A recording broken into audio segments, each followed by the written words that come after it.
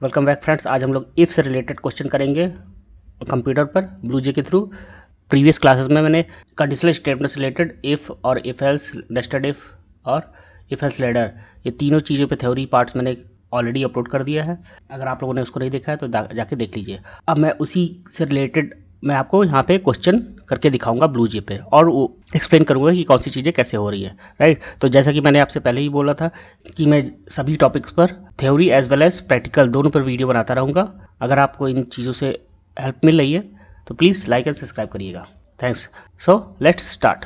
तो जैसे कि मैंने यहाँ पे एक क्लास क्रिएट की है, सिंपल क्लास का नाम है simple, public static void main अर्ज स्ट्रिंगर्स, और यहाँ पे डेटा टाइप मैंने इंटीजर लिया हुआ है, एक इंटीजर, और एन ए नाम का एक वेरिएबल लिया हुआ है, यानी वो एड्रेस है जहाँ पे 3 हमारी वैल्यू स्टोर होगी, यानी एन नाम का एड्रेस है मेमोरी में, कंप्यूटर की मेमोरी में, जहाँ पे 3 स्टोर होगा, राइट। और फिर यहाँ पे मैंने इफ़ ब्लॉक लगा दिया है, कंडीशनल इफ़, केवल इफ़ अभी ये मैं बता रहा हूँ, आगे इफ़ एल्स भी बताऊँगा, नेस्टेड इफ़ भी बताऊँगा, राइट। तो यहाँ इफ़ लगाया मैंने, यहाँ पे मैंने एक ब्रैकेट में कंडीशन लगा दी है, अगर n जो है वो 0 से बड़ा है देन ब्लॉक में क्या, अगर ऐसा हुआ तो उस ब्लॉक के अंदर जाएगा जो मैंने ब्रैकेट लगा रखे हुए हैं, तो system dot out dot print और number is positive is equal to bracket inverted commas +9, right. और जो इन्वर्टेड कॉमर्स में है वो हमारी स्टेटमेंट है, उसका कंपाइलर से कुछ भी लेना देना नहीं है, वो एज इट इज़ उसको स्क्रीन पर प्रिंट कर देगा, उसमें कोई। और प्लस क्या हो गया, हमारा सेपरेट करने का काम कर रहा है, यानी एन में जो वैल्यू स्टोर है उसको और उस स्टेटमेंट को जो कोट्स में है उसको सेपरेट करने का काम करेगा, राइट। अब यहाँ पे number is positive equal to as it is print कर देगा, और एन की जगह पे जो नंबर स्टोर हुआ है मेमोरी में, यानी एन में क्या स्टोर हुआ है 3, तो वहाँ पे वो 3 प्रिंट कर देगा, राइट। तो आइए अब हम लोग इसको कंपाइल करते हैं। Class compiled, no syntax error. अब इसको हम लोग रन कराएंगे।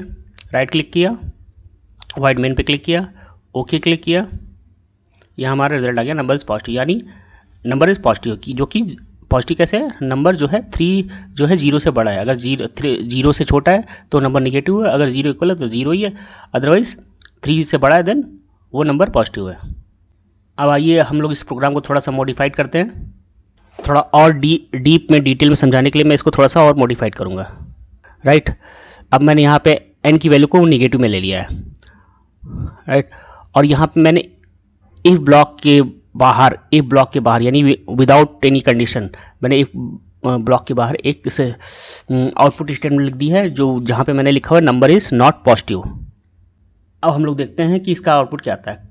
कंपाइल किया, compile no syntax error, right click, void main, okay, तो नंबर इज़ पॉजिटिव, मीन्स हमारा number is not positive, sorry, means हमारा वो इफ ब्लॉक के अंदर वो गया ही नहीं। अगर इफ ब्लॉक के अंदर भी गया होता तो हमारा दोनों स्टेटमेंट प्रिंट करता।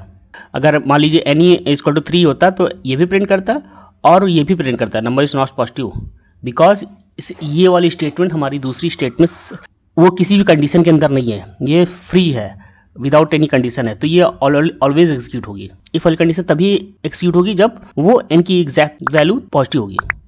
अब आइए थोड़ा सा हम लोग और इसको मॉडिफाइड करते हैं। अब मैं एक ही क्वेश्चन पे, इसी क्वेश्चन को मैं डिफरेंट तरीके से आपको करके समझाऊंगा, ताकि आपको इस प्रोग्राम से रिलेटेड हर कॉन्सेप्ट आपको आसानी से समझ में आ जाए, और कौन सी चीज़ें कैसा फ्लो हो रहा है वो आपको पता चल जाए।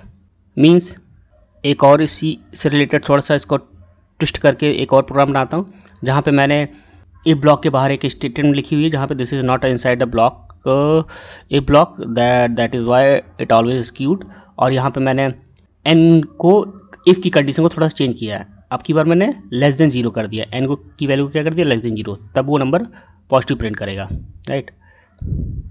चलिए इसको रन कराते हैं।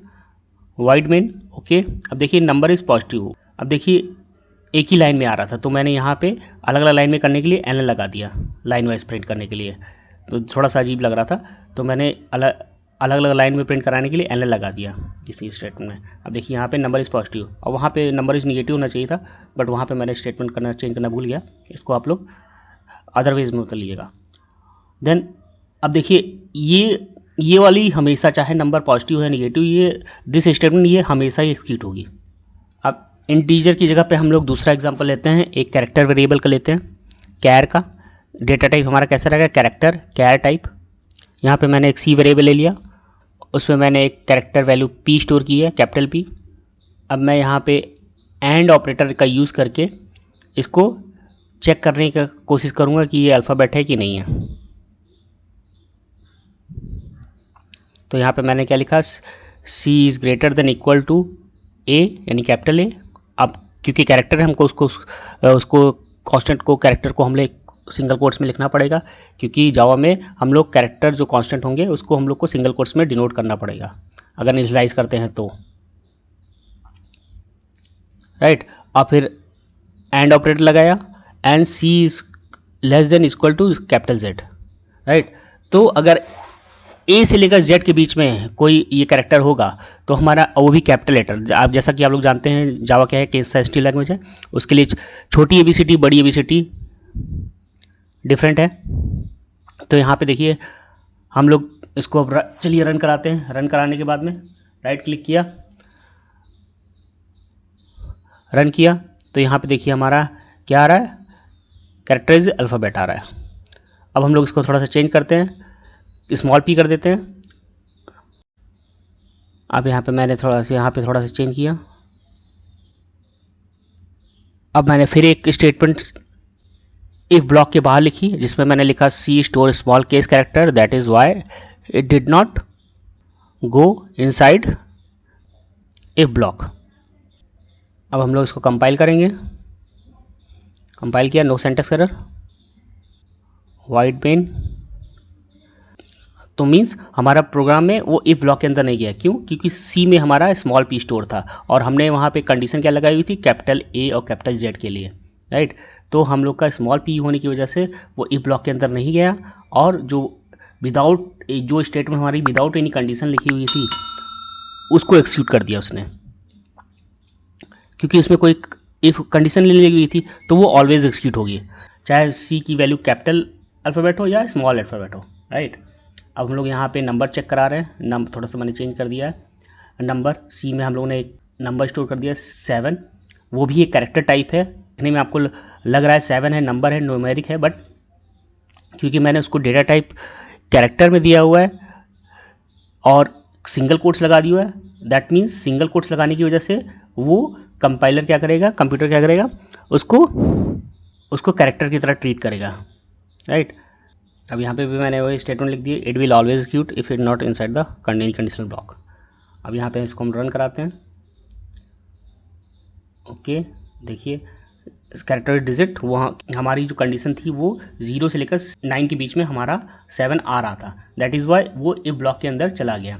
तो इसलिए वो वाली भी स्टेटमेंट एक्सिक्यूट कर दिया, कैरेक्टर डिजिट, और विदाउट जो इफ ब्लॉक में था, विदाउट एनी कंडीशन स्टेटमेंट थी, वो तो हमेशा एक्सिक्यूट होगी, राइट। तो इस तरह हम लोग का प्रोग्राम हुआ।